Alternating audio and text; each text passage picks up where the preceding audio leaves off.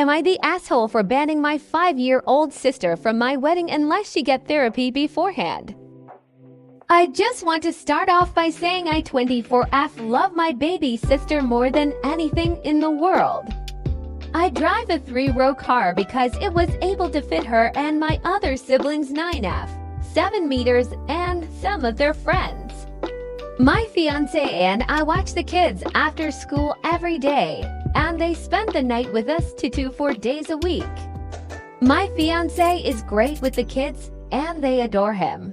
My fiance proposed 6 months ago, and when we told the kids, the older two were excited, but Evia, the 5-year-old, was furious. She started crying and hitting me because she wanted to marry him, and if I marry him, she can't.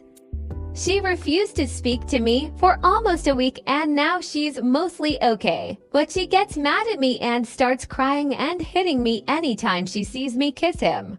My fiance proposed 6 months ago, and when we told the kids, the older two were excited, but Evia, the 5-year-old, was furious. She started crying and hitting me because she wanted to marry him, and if I marry him, she can't. She refused to speak to me for almost a week, and now she's mostly okay, but she gets mad at me and starts crying and hitting me anytime she sees me kiss him. He's saying she doesn't need therapy.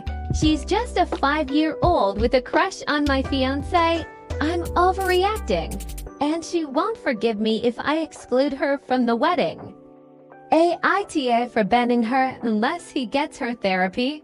Edit. We have tried everything. We've talked about her behavior, her feelings, that what she's doing isn't acceptable, that my fiancé will still be in her life, but nothing helped. She goes to timeout right when she starts hitting and kicking. She loses toys. She's left outings early. And my fiancé refuses to play with her after because he doesn't play with anyone that hits. This is not normal 5-year-old behavior. There is nothing else we can do. We will not hit her. And to everyone saying her parents need to parent, how do you suggest I do that? They'll neglect the kids whether they have them full or part-time. Relevant comments. OOP responds to multiple questions on addressing her youngest sister's behavior issues. OOP, I know she's not making elaborate plans to steal my fiancé or anything, but for the past 6 months she's thrown violent tantrums every time I kiss him, or we get too close on the couch, or he sits next to me at a restaurant.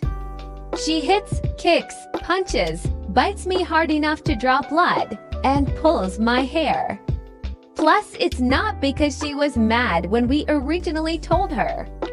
It's the violent tantrums that have happened nearly every time we've seen her since we told her that we're getting married. My fiancé even suggested that we stop watching her for my safety. Plus, yes, we talked to her about it.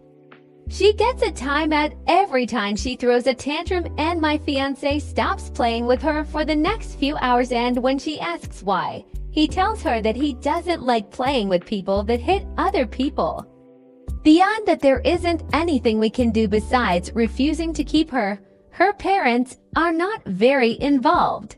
Update: my dad dropped the kids off last night, and while I was giving the youngest a bath, I started to get dizzy and nauseous, so I called my fiancé to get her out of the bath and in bed.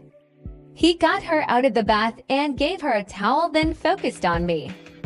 That set her off, so she started her hitting, kicking, pushing, and when my fiancé let go of me to grab her, she was able to push me over, and I cracked my head on the edge of the bathtub. It was a mess. My fiancé called 911 on his phone while using mine to call my dad to get the kids. I hurt my head and neck and will be in the hospital for the next few days. When my dad picked the kids up, my fiancé told him we won't be watching them anymore unless we become their guardians. OOP responds to if her dad and his wife take care of their kids besides herself. OOP, they don't take care of their kids. My fiancé and I did when they stayed with us, and the 9-year-old does it when they're at my dad's house. OOP on her younger siblings' living situation at their home. OOP, the kids are pretty much neglected at home. OOP on her budget and if she is able to take care of her siblings. OOP, my fiance and I can afford to take care of them. Right now the kids and I are all on my dad's health insurance, but my work offers great health insurance if we need it. Therapy is included in both health plans. We were able to purchase a house by ourselves, but we were looking at 2 to 3 bedroom houses or condos, and his mom thought something like 4 to 5 rooms in a good school district would be better in the long run, so we won't have to move when it's time to start growing our family. Those houses were out of our budget, so as our wedding present, she's helping us get the bigger house. OOP clarifies the relationships between herself and her younger siblings and why she was taking care of them. OOP, because they're not my kids. They're my half-siblings that I've been taking care of. We have different moms. Their mom doesn't seem to want anything to do with the kids if she can't get cute pictures for her Instagram. Dad has never been very involved. Story number 2. Cheat on me and no one goes on vacation. My ex and I used to go to a Cancun resort every year with a bunch of our mutual friends. I found out my ex was cheating on me when I accidentally got a flight confirmation email that he booked tickets for himself and the other girl. It was rough, tried to have a civil breakup, but he refused to pay me for the Cancun vacation that I had already prepaid. I tried to get my money back, but he refused. After our breakup, it took me several weeks to find a new place to live and move my things out of his house. On the last trip to the house, I asked him one last time for the money and he again refused. So I accidentally packed his current passport in my last box of things and left my expired passport in its place. Since he has already booked the tickets, he apparently didn't check the passport until he was at the airport and was denied the international flight because he didn't have a current passport.